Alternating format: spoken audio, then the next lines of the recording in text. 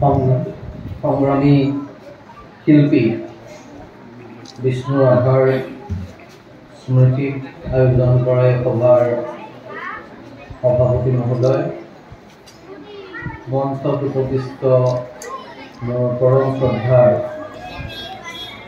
নাট্যকাৰ, লেখক, পৰিচালক নৰেন পাটগুৰি ডাঙৰীয়া, অসম সাহিত্য সভাৰ কামৰূপ জিলা সাহিত্য সভাৰ সম্পাদক মহন্ত ডাঙৰীয়া আৰু উপস্থিত মঞ্চত উপবিষ্ট সুধীবৃন্দ আৰু ইয়াত আজি ৰাভাদেৱক স্মৰণ কৰিবলৈ সমবেত হোৱা ৰাইজ, প্ৰেৰণা পুথিভঁৰাললৈ এয়া মই দ্বিতীয়বাৰৰ বাবে আহিছোঁ। অসমৰ আজিৰ যি পৰিৱেশ, ভাৰতবৰ্ষৰ আজি যি পৰিৱেশ, আপোনালোক যিসকলে চিন্তা চৰ্চা কৰি আছে আৰু ইয়াত সমবেত হৈছে, সেই সকলোৱে উপলব্ধি কৰিব পাৰিছে যে এটা বন্ধ পৰিৱেশত চৌফালৰ পৰা কোনোফালৰ পৰা এজাক বতাহ সোমাই আহিব পৰা নোৱাৰা পৰিৱেশত আমাক থাকিবলৈ লাহে লাহে বাধ্য কৰিছে যিসকল ক্ষমতাত বহি আছে তেওঁলোকে। ভাৰতবৰ্ষৰ অসম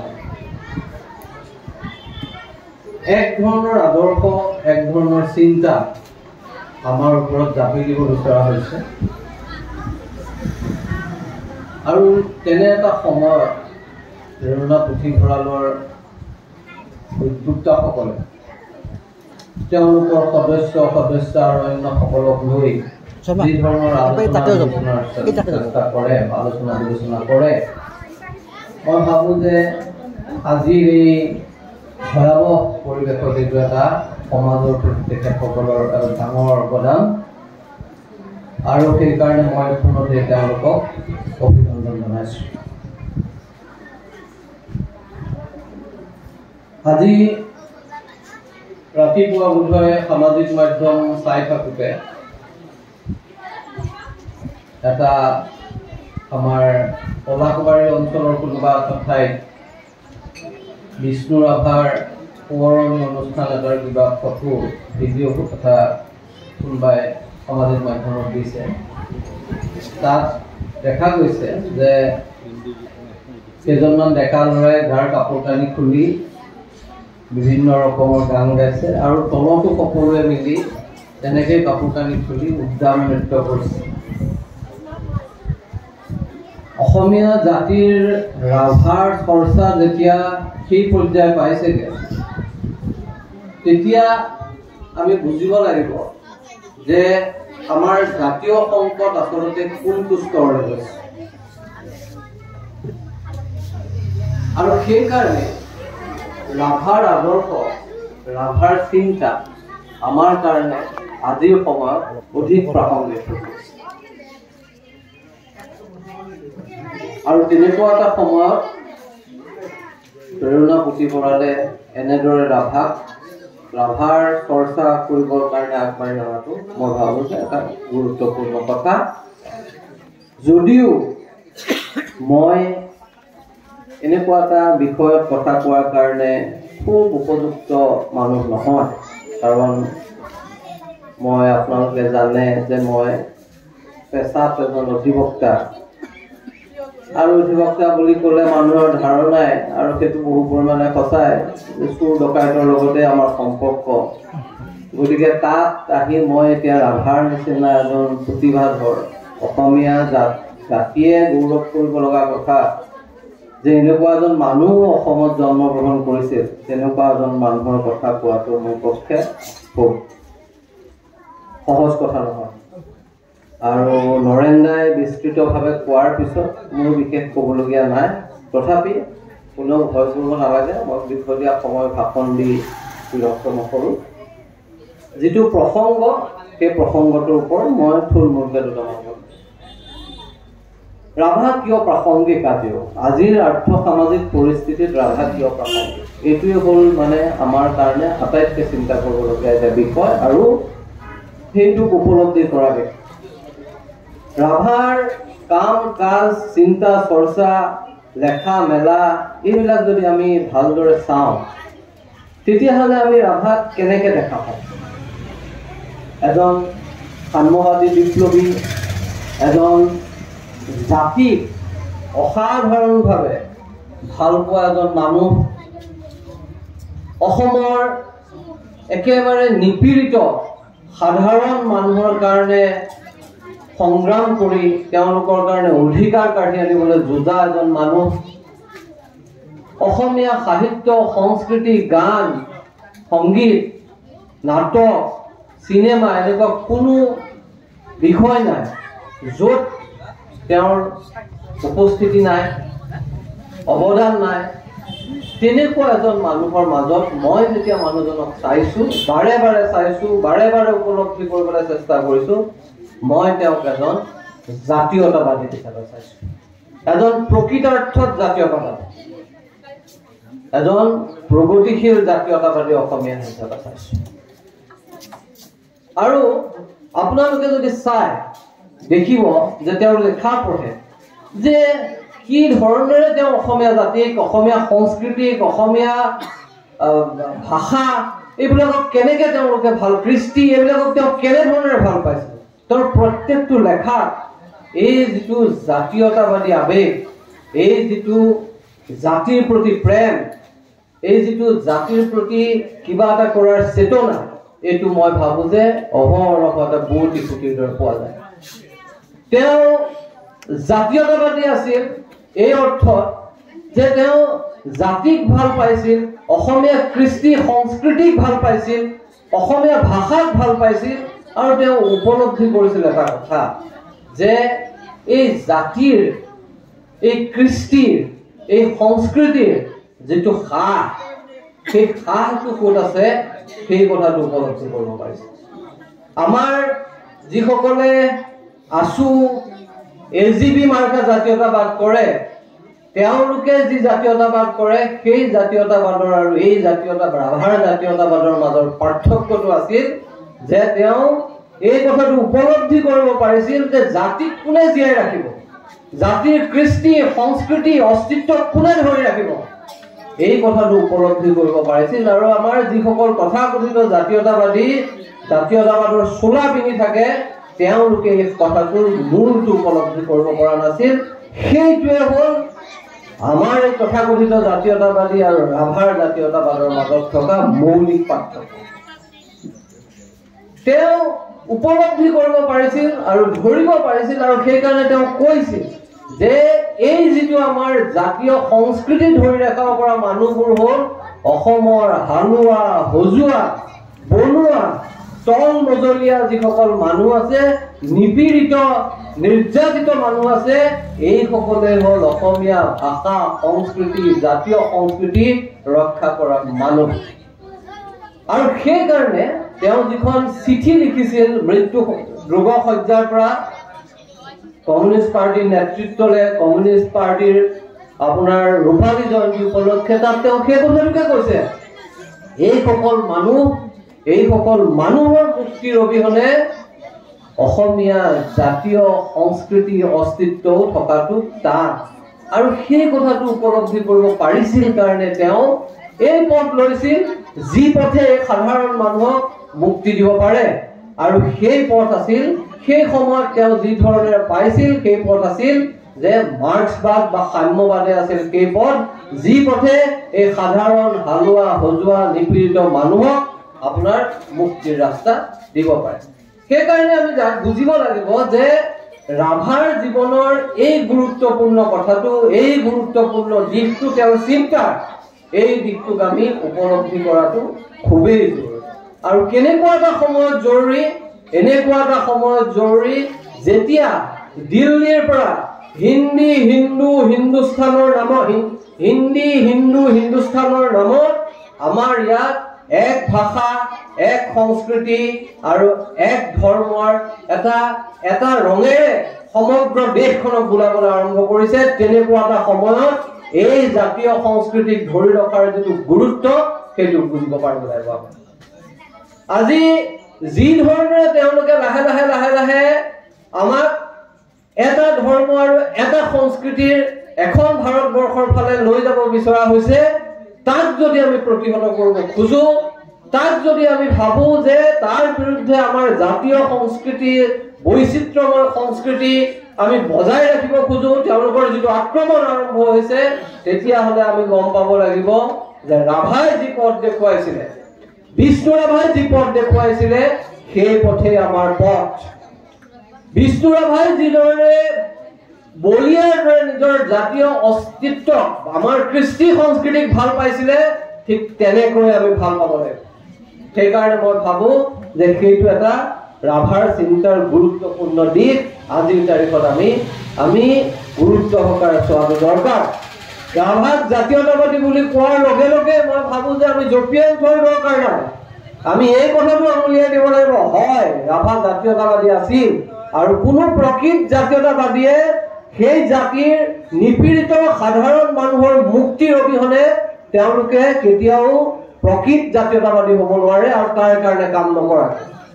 যিসকল জাতীয়তাবাদী সেইসকল যেতিয়া 1985 চনত ক্ষমতাত আহিছিল, তেওঁলোকে যেতিয়া 1979 চনত অসম আন্দোলন কৰিছিল, তেতিয়া ঘটা মই দুটা কথা কওঁ, আৰু তাৰ মাজত আপোনালোকে দেখিব যে বিষ্ণু ৰাভাৰ যি আন্দোলন, মাটিৰ আন্দোলন, সেয়া আছিল ৰায়তী মাটিত বহি থকা মানুহক মাটিৰ অধিকাৰ প্ৰদানৰ আন্দোলন, ভূমিহীন কৃষকক মাটিৰ অধিকাৰ প্ৰদানৰ আন্দোলন।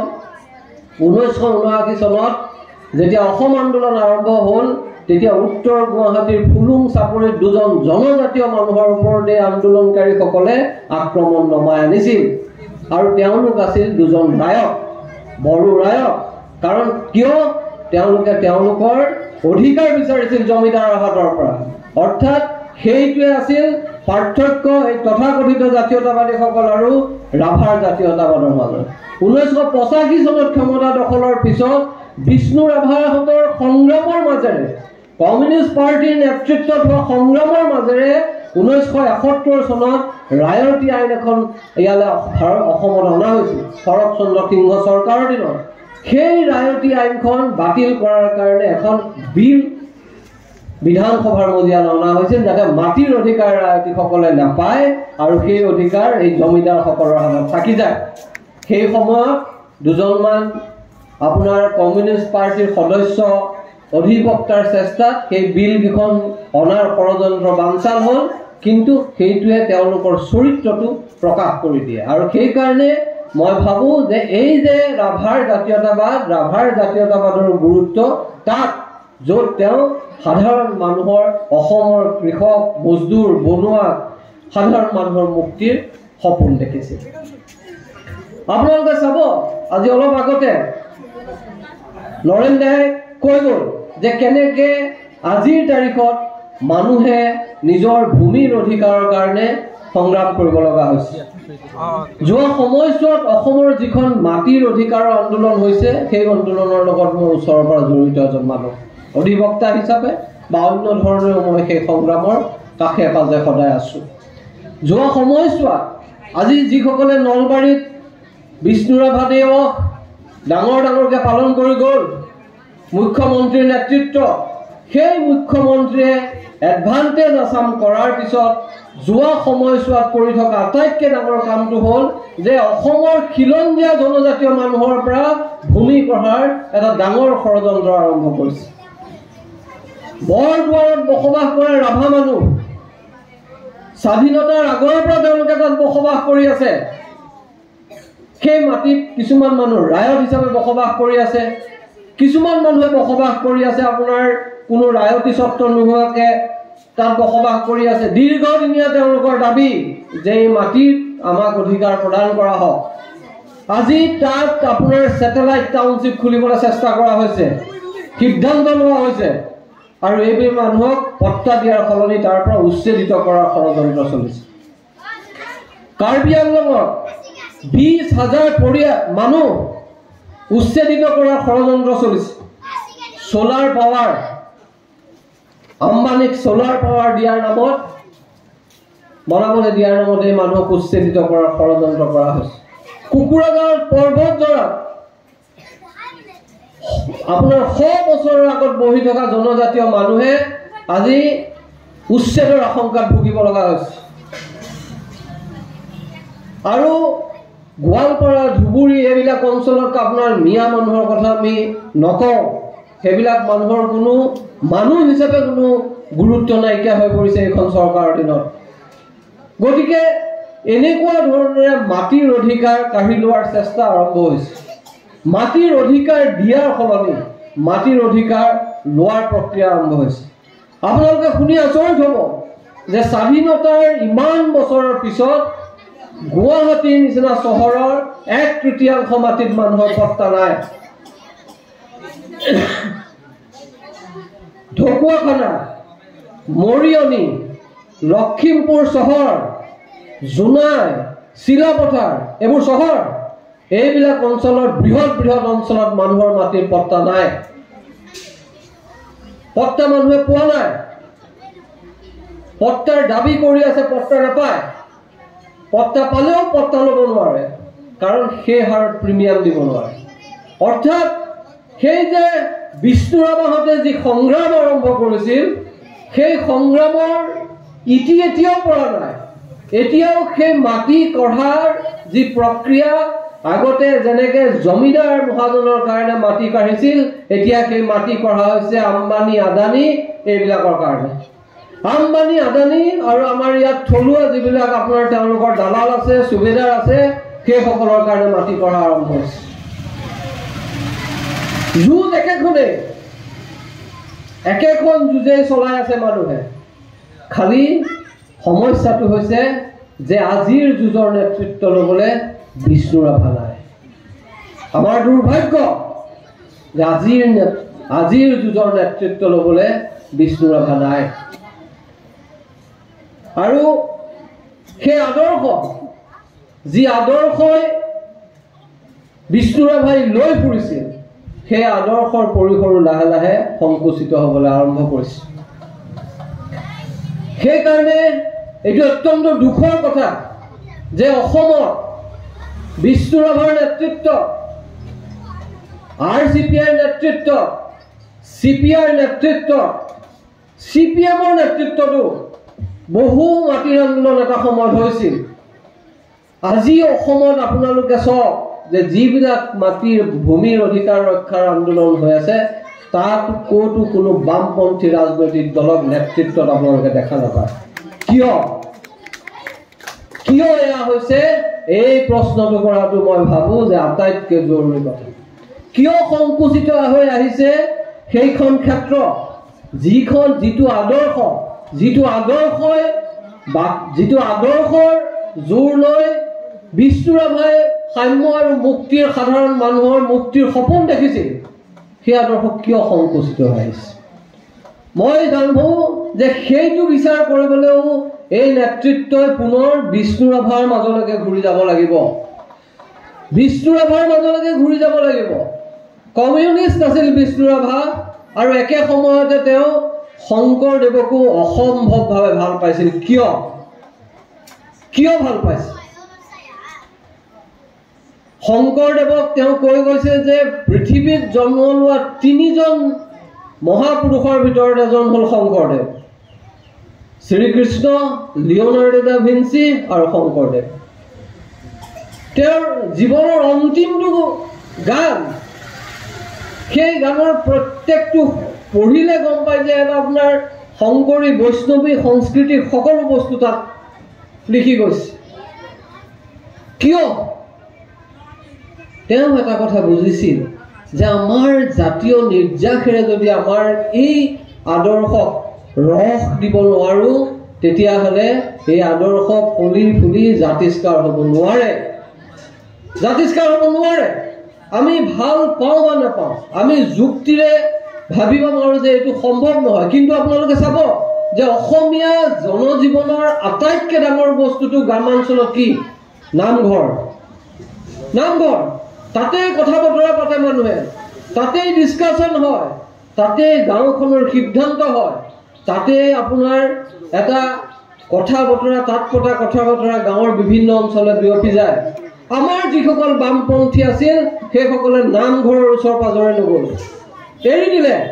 আৰু যেতিয়া এৰি দিলে সেইবিলাকক RSS BJPয়ে দখল কৰিলে আৰু আমাৰ কথা বতৰাৰ মূল যিবোৰ ক্ষেত্ৰ সেইবিলাক দখল কৰি বহি তেওঁলোকে আজি আমাৰ ওপৰত দবদবাবলৈ আৰম্ভ কৰি আছে। আৰু আমি পৰিসীমাত লৈ আমি কেনেকৈ আগবাঢ়ি যাম বাট নাপাই চাই আছো। সেইকাৰণে এই যে বিষ্ণুৰাভাই যেতিয়া শংকৰদেৱৰ কথা কৈছিলে, মই তাক কেতিয়াও নাভাবো যে তেওঁ শংকৰদেৱক এটা আৱেগিকভাৱে ভাল পোৱা কথা আছিল, তেনেকুৱা নহয়। তেওঁৰ মাজতে সমতাৰ বাণী দেখিছিল আৰু সেইটোক তেওঁ আনি তেওঁৰ যি বিশ্বাস সেই বিশ্বাসক নিৰ্যাস দিবলৈ চেষ্টা কৰিছিল, ৰস দিবলৈ চেষ্টা কৰিছিল, যিটো কাম আমাৰ সংগঠিত যিবোৰ বামপন্থী আন্দোলন সেইবিলাকে কৰাত ব্যৰ্থ হ'ল।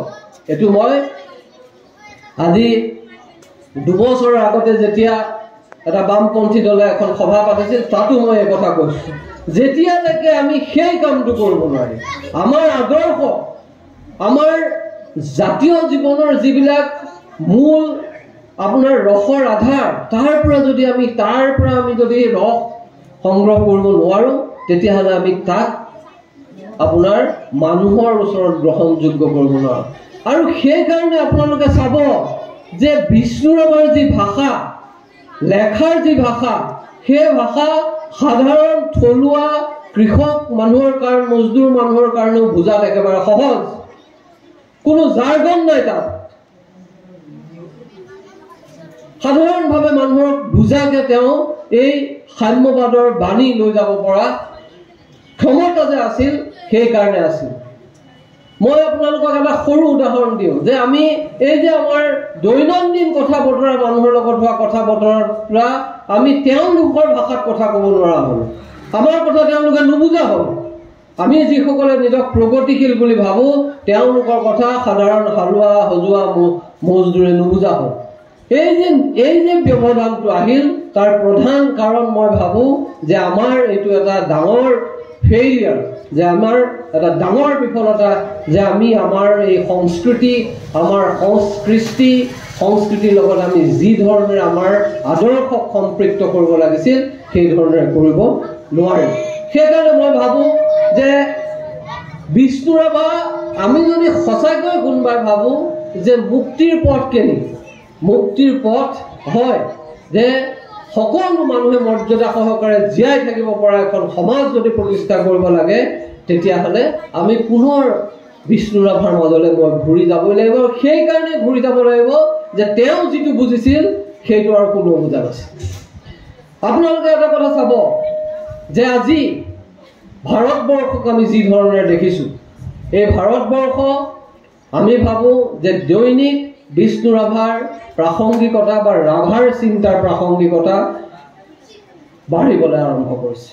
বিষ্ণুৰাভাই কিহৰ কাৰণে যুঁজ কৰিছিল?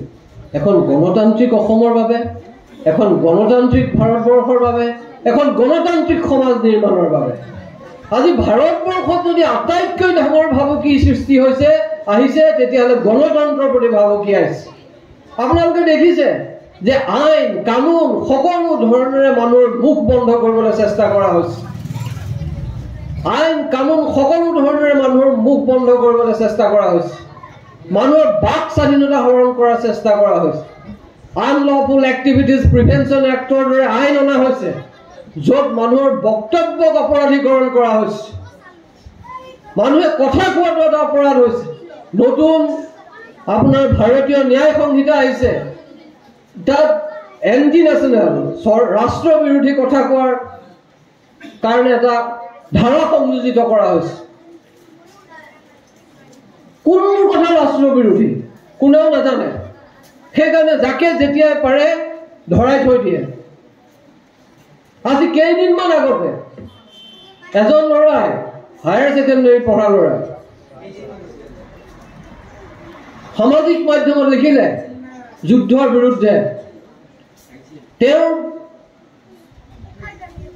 আৰু তাৰপিছত আৰু দুজনীমান ছোৱালীয়ে লিখিলে, সৰু সৰু ল'ৰা ছোৱালী 18-19।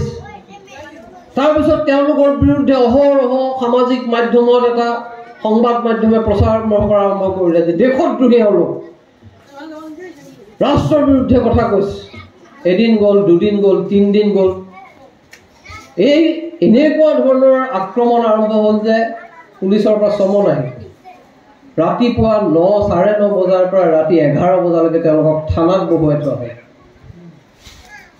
থানাত বহুৱাই পেলাই তেওঁলোকৰ শেষত লিখিত লোৱা হ'ল আৰু যাবলৈ দিয়া হ'ল যে এনেকুৱা ধৰণৰ লেখা আৰু তেওঁলোকে নিলিখে অৰ্থাৎ কি পৰ্যায়লৈ গৈছে মানুহৰ চিন্তাৰ স্বাধীনতাক বন্ধ কৰাৰ কাৰণে আপোনালোকে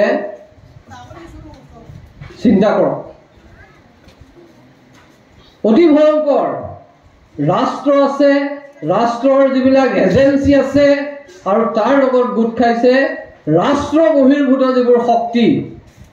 যিবোৰ শক্তি আপোনাৰ ৰাজপথে ঘূৰি ফুৰে এই যে উত্তৰ প্ৰদেশ বিহাৰ মহাৰাষ্ট্ৰত আমি শুনো যে দলবদ্ধ গোট মব আহি কোনোবাই কিবা খাইছে ধৰিছে কোনোবা বেলেগ সম্প্ৰদায়ৰ মানুহক জয় শ্ৰীৰাম ক'বলৈ বাধ্য কৰাইছে ঠিক তেনেকুৱা দলবদ্ধ গ্ৰুপ সামাজিক মাধ্যমত ঘূৰি ফুৰে এইবিলাক প্ৰত্যক্ষভাৱে চৰকাৰী নহয় কিন্তু চৰকাৰৰ ওপৰৰ মহলত বহি থকা মানুহৰ পৃষ্ঠপোষকতা থাকে এনেকুৱা ধৰণৰ ছ'চিয়েল মিডিয়া যিবিলাক আপোনাৰ গোট আছে সেইবিলাকৰ আপুনি যদি চাই যে তেওঁলোকৰ ফলোৱাৰ কোন কোন সেইবিলাকত আপোনালোকে দেখিব যে তাৰ ভিতৰত আপোনাৰ এই যে প্ৰধানমন্ত্ৰীৰ পৰা আৰম্ভ কৰি চকীত বহি থকা যিবিলাক সাংবাদিক পদত বহি থকা মানুহে তেওঁলোকক ফলো কৰে অৰ্থাৎ পৰোক্ষভাৱে তেওঁলোকক উৎসাহ যোগায় সমৰ্থন যোগায় সাহস যোগায় আৰু সেই কাৰণে আপোনালোকে গম পাব যে আজিৰ পৰিস্থিতি অতি ভয়ানক এই কাৰণে আজি যিসকলে ক্ষমতাত বহি আছে তেওঁলোকে এটা পপুলাৰ সাপোৰ্ট তেওঁলোকৰ সমৰ্থনৰ পিছফালে মানুহ গোট খাইছে আৰু সেই সাহসত তেওঁলোকে এই কাম কৰিবলৈ হৈছে আৰু আজিৰ তাৰিখত আমাৰ কাৰণে সেইকাৰণে আমাৰ যিখন যুদ্ধ এই গণতন্ত্ৰ ৰক্ষাৰ সংগ্ৰাম এইখন অধিক জটিল অধিক মানে আপোনাৰ প্ৰতিপক্ষ অধিক শক্তিশালী আমাৰ সন্মুখত থিয় হৈ আছে সেইকাৰণে এনেকুৱা এখন জটিল সংগ্ৰামক আমি যদি সঁচাকৈ যদি আমি এই জটিল সংগ্ৰামখনত অৱতীৰ্ণ হ'ব লাগে ৰাভাই বিচৰাৰ দৰে গণতান্ত্ৰিক সংগ্ৰামখনৰ গণতান্ত্ৰিক সমাজ এখন প্ৰতিষ্ঠা কৰিব লাগে তেতিয়াহ'লে আমাৰ হাতত এটা অস্ত্ৰ সেইটো হ'ল ঐক্যবদ্ধ হ'ব আৰু সকলো